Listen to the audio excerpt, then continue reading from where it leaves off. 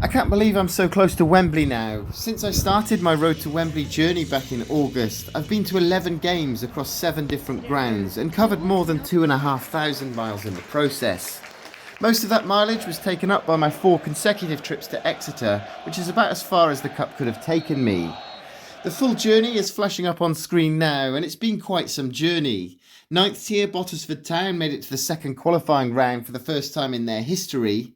Then I watched Exeter City make it to the 4th round for the first time in over 4 decades, where they took Champions League contenders Nottingham Forest all the way to penalties, where the Premier League quality showed through.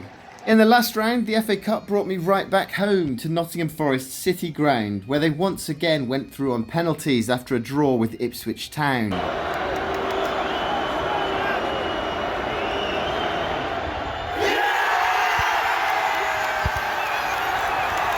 Forest are just lethal from the spot. After the City Ground lured me into a false sense of security, the quarter-final draw threw up another long journey down south. I'll be following Nottingham Forest down to the AmEx Stadium, the home of Brighton and Hove Albion. And as a Hereford fan, I have a bit of history with Brighton, so reuniting with them will be interesting. I'll be making a separate video about that Hereford-Brighton game in 1997 alongside my History of Exeter City video once the Road to Wembley journey is done. So if you're a Brighton fan wanting to be involved in that video, feel free to reach out to me in the comments. I'll pin my email address under this video. So what about Saturday's game? Who will I be following to a Wembley semi-final? Well, last time these two sides met, Forest demolished Brighton at the City Ground in a 7-0 hammering. But since then, Fabian Hürzeler's team haven't lost a game and are looking like a much better team. They've beaten Chelsea twice, demolished Southampton, beaten in-form Bournemouth and knocked Newcastle out of the FA Cup since that day at the City Ground. And since the last round, they've beaten Fulham at the AmEx and taken a much-deserved point at the Etihad. Brighton, amazingly, are still in the race for a Champions League place, sitting in 7th in the Premier League and just 2 points behind Chelsea in 4th. Brighton have never won the FA Cup. The closest they came was back in 1983 when Gordon Smith's famous miss gave Manchester United the chance to take the final to a replay, which they ended up winning. He finds Smith, and Smith must score, and he hasn't scored, and Bailey has saved.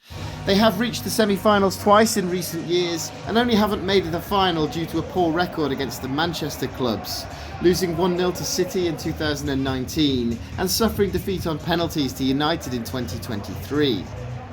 With so many of the so-called Big Six already out of the competition, this season's FA Cup is looking like being a glorious chance for one of the remaining clubs to end a long trophy wait, or in some cases win their first ever major trophy. Brighton's run to the 6th round has been a challenging one. They hammered Norwich in round 3 before stunning Chelsea and Newcastle in rounds 4 and 5, which shows a huge signal of intent from Hürzeler's team. Could this season's FA Cup be Brighton's first ever major trophy? It would be typical as a Hereford fan doing the road to Wembley that I see Brighton win it. But let's see what happens. Nottingham Forest are my current club of focus, and they beat Luton in the 3rd round, then needed penalties to see off League One Exeter City and Premier League strugglers Ipswich Town in the last 2 rounds. Could this be Forest's year? Well, it certainly will be in one way or another. Nottingham Forest are still sitting in a very strong position in the Premier League and look highly likely to be playing Champions League football next season. They have a healthy 6-point lead over Manchester City in 5th, and England's likelihood to gain an extra Champions League place for next season just further strengthens their chances. With the international break eating into March, Forest have only played twice since my last trip to the City Ground. They impressively beat Manchester City 1-0 in their last home game before demolishing Ipswich Town 4-2 at Portman Road a couple of weeks ago. Nottingham Forest have won the FA Cup on 2 occasions, in 1898 and 1959, and are still the highest ranked team in this season's competition. And they have the best run in the FA Cup of all the teams I've covered so far. Could they be about to end their 35-year wait for a major trophy? Given that they've taken 4 points off Brighton in the league, Forest would have to go into this one as favourites. But will Nuno field a strong team, or will he have one eye on the league? Forest were fortunate to overcome Ipswich in the last round and Exeter in the round before, so with Brighton likely to field a full strength 11, I wouldn't be all that confident should Forest field a similar team to the last rounds. Brighton do have several key players such as Lewis Dunk, Solly March and Tariq Lamptey fighting to be fit for Saturday's game, while several others have been involved with international matches this week. Forest had a scare when top scorer Chris Wood limped off on international duty with New Zealand, so he'll be doubtful for Saturday, but otherwise they appear to have a full squad to choose from. The question is though, who will I be following to a Wembley semi-final? Will my attention switch to Brighton, or will I be sticking with Forest for one more round?